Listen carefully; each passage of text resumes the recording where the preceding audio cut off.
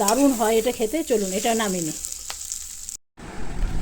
এই হয়েছে আজকে আমাদের চিকেন রোস্ট, একদম তেল কম দিয়ে বসেছি, ভাজা ভাজা হয়েছে, খেতে অসাধারণ লাগে।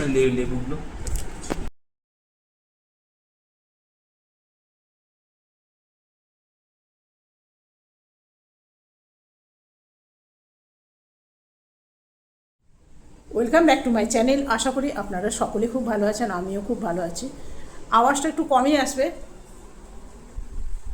উপরে চলছে পাখা, কিছু উপায় নেই। আজকে অক্টোবর মাসে প্রায় 24 তারিখ হয়ে গেল, কিন্তু গরম কিছুতেই কম না। একটু যদি পাখা বন্ধ করে আপনাদের সাথে কথা বলি না, ঘেমে যাচ্ছে। তো চলুন তাড়াতাড়ি রান্না করে নেবো। আজকে যাব একটুখানি আমাদের এখানে সেন্টার মল, সেখানে যাবো। সেখানে ঋষি এসছে, কিছু কেনাকাটা করবে। ওর জামা প্যান্টগুলো হোস্টেলে না কি হয়েছে, যা তাভাবে ওই লন্ড্রিতে দিয়ে দিয়ে না সব জামাগুলোর কালারগুলো নষ্ট হয়ে গেছে। তো সেই জন্য বললো, মা দেখি কিছু ভালো জামা প্যান্ট পাই কিনা। পছন্দ তো হওয়া চাই না। তো অনেক ঋষির আবার মানে পছন্দের মধ্যে না খুঁতখুত আছে, এটা ভালো লাগছে না, ওটা ভালো লাগছে না। অনেকগুলো পরে দিয়ে বলবে কি না ভালো লাগছে না। তো দেখা যাক, আজকে যাব। তো সেই জন্য ভাবছি তাড়াতাড়ি রান্নাটা করে নিই। বিশেষ কিছু করব না, আজকে পাবদা মাছ করব আর চিকেন আছে, একটু চিকেনটা করে নেবো। চলুন। পুজো হয়ে গেছে। আজকে আমার বাগানটা পেছন দিকটা পরিষ্কার করছে। এই বর্ষাকালে জানেন এত বাগানের পেছনে পয়সা নষ্ট হয়েছে জানেন। মানে আজকে পরিষ্কার করেছি, মানে এক এক দিনের হাজিরা হচ্ছে 700 টাকা করে। সে 700 করে বুঝতে পারছেন কতদিন করেছি। ছোটোখাটো জায়গা নেই, আগে পিছনে মিলিয়ে অনেকটা জায়গা। যে এতটা জায়গা পরিষ্কার করা মানে মাসে 4-5 হাজার টাকা এমনি বেড়ে যায়। তো আজকে বাগানটা পরিষ্কার হচ্ছে। তো চলুন রান্না করে নিই। আর এদিকে বসেছি কড়াই, পাবদা মাছ বানাবো। আর ঋষি আবার চিকেন, কলকাতাতে কি হয় জানেন তো, চিকেনটাই অ্যাভেলেবেল পাওয়াও যায় আর দামও কম। তো চিকেন এত খায় না, চিকেন খেতে একদম পছন্দ করে না। মানে ঘরে এসে বলে মানে নিরামিষ রান্না যেটা সেটা মিস করে, বলে নিরামিষ রান্না, মোচার ঘন্ট, থোড়, এগুলো সব রান্না করো। তারপরে মাটন খেতে পছন্দ করে, নানা রকম মাছ খেতে পছন্দ করে। বলছে মা ওইখানে একই রকম মাছ, রুই না তো কাতলা, আরও মাছগুলো থাকে, বলছে সেগুলো টেস্ট এত ভালো না। বলছে একদিন ইলিশ মাছ খেয়েছে, 400 টাকা প্লেট নিয়েছে জানেন, বলছে একদম ভালো না। তো আরেকটা কী মাছ ও বলতে পারলো না, পমপ্লেট মাছ একদিন খেয়েছে, সেটা বলছে এত গন্ধ, খেতেই পারেনি। এই আর কি। তো সেই জন্য রুই কাতলাগুলো নাই, বলছে মা এত বেশি ভাজা থাকে না, এত বেশি ভাজা থাকে, ওগুলো পাঁপড়, মানে যে যখন আসে বোধহয় ঝোলে ফেলে দেওয়া হয়। চলুন বেশি বকবক করবো না। পাবদা মাছ তো আপনাদের সাথে প্রায়ই শেয়ার করা হয়, কেন বলুন তো, পাবদা মাছটা আমার হাজব্যান্ড এত বেশি পছন্দ করে, বাজার গেলে যদি পাবদা দেখে না, পারলে 1-1.5 কিলো নিয়ে চলে আসে। কি যে এত ভালো লাগে একঘেয়ে মাছ। আপনি যদি বলেন না যে বাজারে যদি ভালো বেগুন দেখতে পাও নিয়ে আসো, তো বিশ্বাস করবেন না, সেটা ওর মেমোরিতে থেকে যায় জানেন। যখনই বাজার যাবে কিলো কিলো বেগুন নিয়ে আসবে, ওই বেগুনগুলো শেষ হয়েছে কিনা খবরই রাখে না, 1 কিলো বেগুন নিয়ে চলে এলো।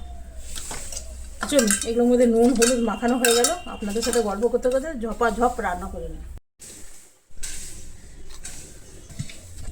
এগুলো নুন হলুদ মাখিয়ে নিয়েছি, এরপরে ভেজে নেব। কড়াইয়ের মধ্যে দিয়ে দেবো একটু নুন। নুন দিলে কি হবে না, মাছগুলো সেটে যাবে না, না তো এরকম মাছ দিবেন তো সেটে যায়।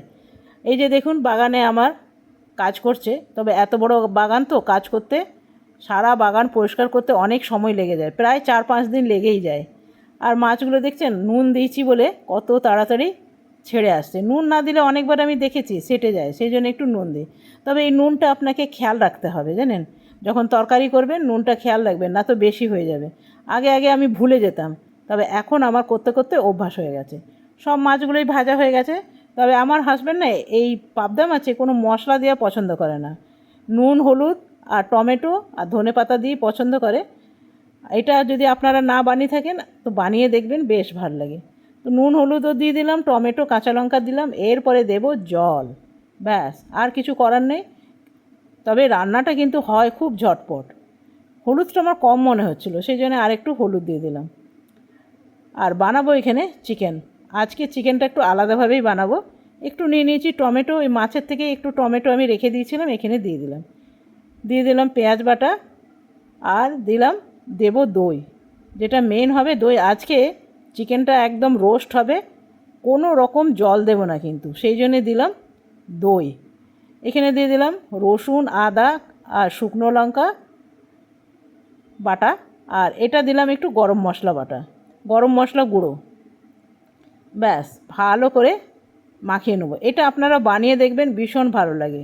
এরপরে দিলাম একটু কাশ্মীরি লঙ্কা, একটু বেশি করে দিলাম। আর এদিকে দেখুন আমার মাছটা হয়ে গেছে, মাছটা নামিয়ে নিই। মাছটা একদম রেডি হয়ে গেছে। ততক্ষণ মাংসটা একটুখানি যদি ঘন্টা খানেক ম্যারিনেট করা হয় না, বা সারা রাত যদি ম্যারিনেট করা থাকে, তাহলে তার পরের দিন কি সুন্দর গন্ধ থাকে মাংসটার থেকে, কী সুন্দর গন্ধ বেরোয়, আর খেতেও ভীষণ ভালো হয়। তো আমার হাতে তো সময় কম, এখন খেয়ে না খেয়েই বেরোতে হবে। আজকে বললাম না যাব একটু, তবে খেয়ে না খেয়ে বেরোলে না বড় আমার শরীর খারাপ লাগে। এটা দিয়ে দেবো একটা কভার। কিছুক্ষণ পর ফিরে এলাম, দেখছেন মাংসটা থেকে কত জল বেরিয়েছে। এই আর জল দেবো না, এই জলটা শুকিয়ে গেলেই আমার মাংস রান্না কিন্তু রেডি। তো কিছুক্ষণ পর ফিরে এলাম, দেখুন একদম পোড়া পোড়া হয়েছে। এই রকম ঋষি খেতে পছন্দ করে, আমারও ভীষণ ভালো লাগে।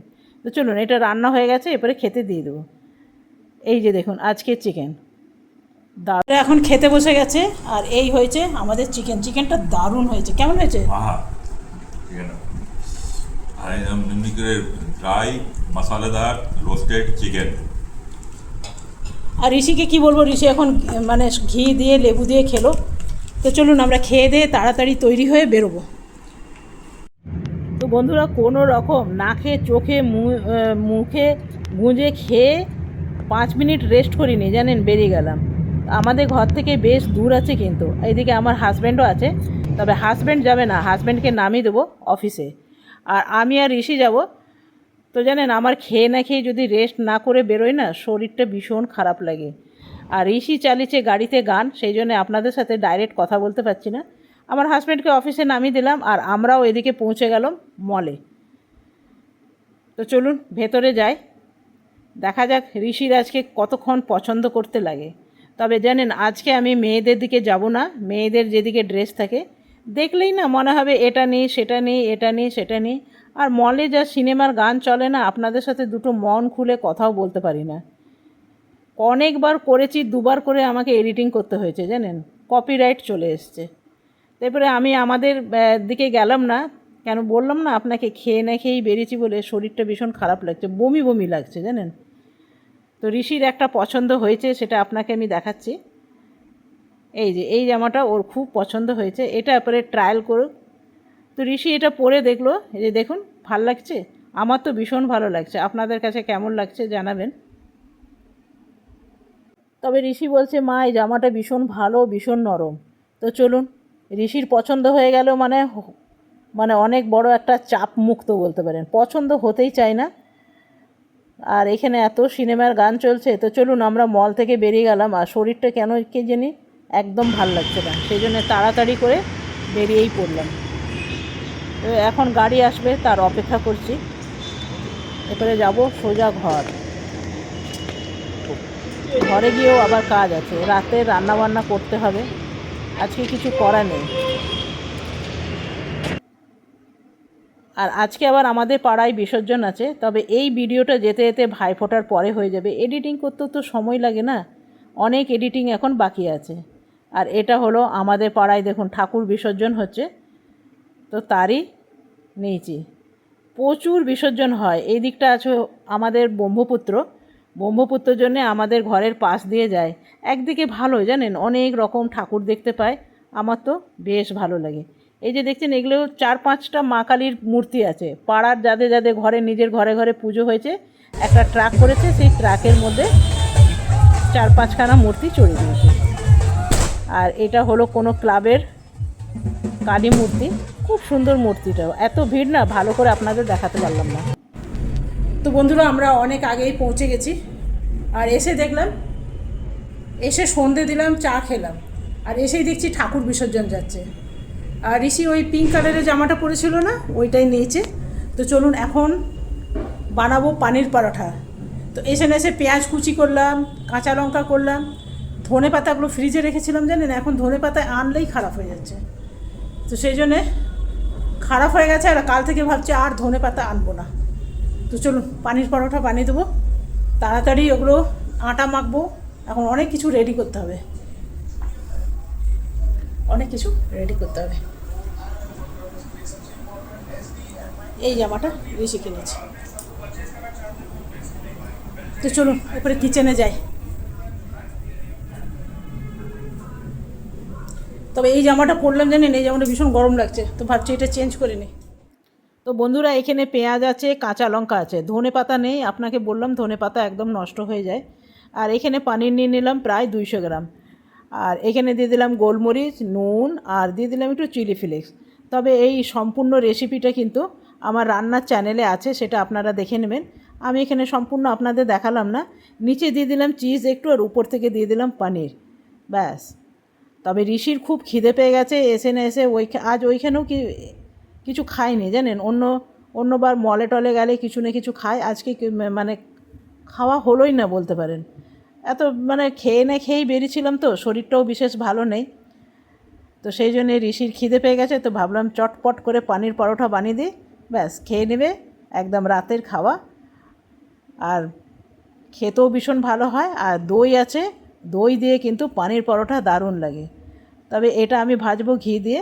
পানির পরোটা হামেশা ঘি দিয়েই ভাজবেন, খুব খেতে ভালো লাগে, ঘিয়ের সাথে পানিরটা যায়ও ভালো, আর অপূর্ব হয়েছিল খেতে। আর এর সম্পূর্ণ রেসিপিটা আমার রান্নার চ্যানেল আছে, কথা রান্নাঘর, আপনারা অবশ্যই দেখে নেবেন, ওইখানে আমি সব সম্পূর্ণটাই দিয়েছি। আর এইখানে দিলে অবশ্য ভিডিওটা অনেক লম্বা হয়ে যাবে, সেই জন্য দিলাম না। তো চলুন এটা ঋষিকে দিয়ে আসি, ভীষণ খিদে পেয়ে গেছে। আর আজকের মতন আমি ভিডিওটা এইখানেই শেষ করব, কালকে আসবো আবার নতুন ভিডিও নিয়ে। আপনারা সকলে ভালো থাকবেন, সুস্থ থাকবেন।